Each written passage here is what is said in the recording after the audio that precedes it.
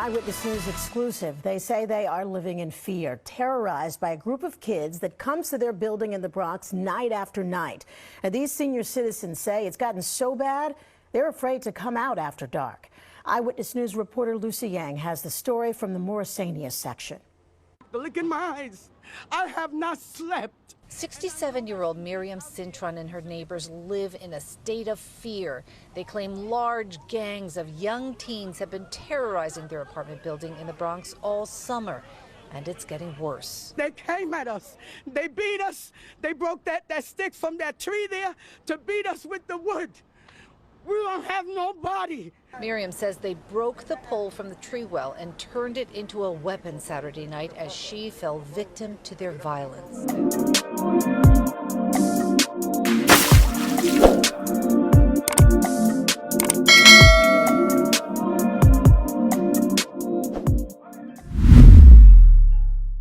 It's truly sickening to see, to witness elders of the community traumatized. You heard what the reporter said. The building became an oasis of lawlessness. I'm hurt, but most importantly, I'm hurt by all these so-called groups like Black Lives Matter. Where are you? I don't see you. I don't see you marching. Because Black Lives Matter is a fraud. Now, the movement, I do agree with, I support, but the organization, it's a fraud. Because black lives don't matter to black lives. Punching me in my back, trying to get my face, but I covered. 63-year-old Nydia Carrero says a group of young girls the same night slammed her to the sidewalk, dragged her and pummeled her after she refused them entry into her building. They wanted to hang out in the hallway and smoke pot and mess up the building.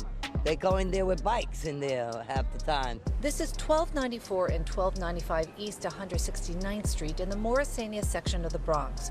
Most of the tenants here are elderly. They tell me they are being swarmed, beaten, and robbed by ruthless teens who have turned their apartment building into an oasis of lawlessness and who apparently count on their youth to spare them. As the adolescents escalate the violence night after night, residents are left bruised and traumatized. It's a shame.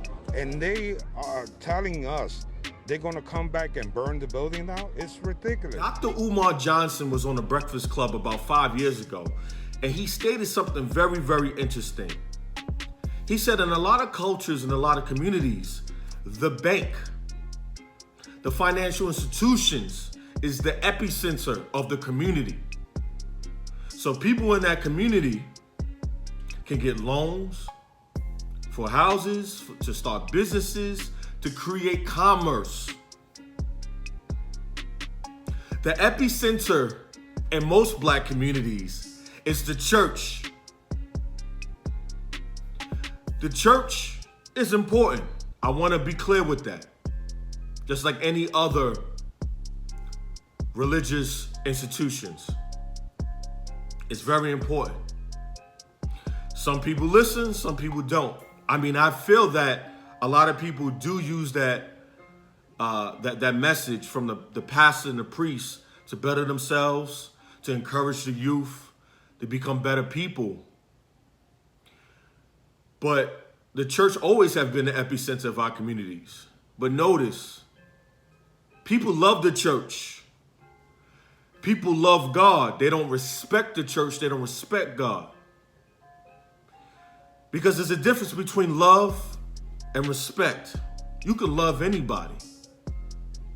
Your woman can love you, your wife can love you, your husband can love you, but do they respect you? Because when someone respects you, they're gonna think twice before disrespecting you, before lying, cheating, stealing, killing you, if they respect you.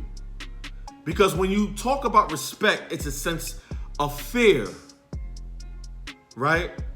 And I'm not saying they fear for their lives because they around you or they witness certain things from you, but having that sense of, okay, all right, so he's not a sucker. So I can't play with him. I can't play with his emotions. I can't mess with his family. I'm not scared of him, but I know there's a sense of danger because I respect him if I decide to get involved with that person. I love the church. I love a lot of the religious institutions in our communities. But selling hopes and dreams, it's just not enough. Y'all saw the clip. There's churches all over the Bronx, but these kids are still ruthless. These young women are still having sex out of wedlock. They're raising babies by themselves. Ain't no white supremacy. Let's cut that out. It's only white supremacy when the media see if it fits their narrative for elections. Stop lying to my people. It's not white supremacy. It's niggas killing niggas. Keep it raw and funky. Not Negroes, not blacks. Niggas. And that's the truth. We see it, but they keep feeding us this bullcrap. The church is the epicenter, not the financial institutions. If you have the financial institutions in your community, you have economic growth. You have economic value. These kids will have things to aspire to be. Doctors, lawyers, right? Accountants. Because they're not seeing the poverty, the drugs, the pips. They're not seeing it. That's what we need to bring in. That's why shouts out to Killer Mike. You know what I'm saying? I think his bank is called Greenwood. He understands that. He gets it now. And he's educating as he goes along. It's truly sad what I see.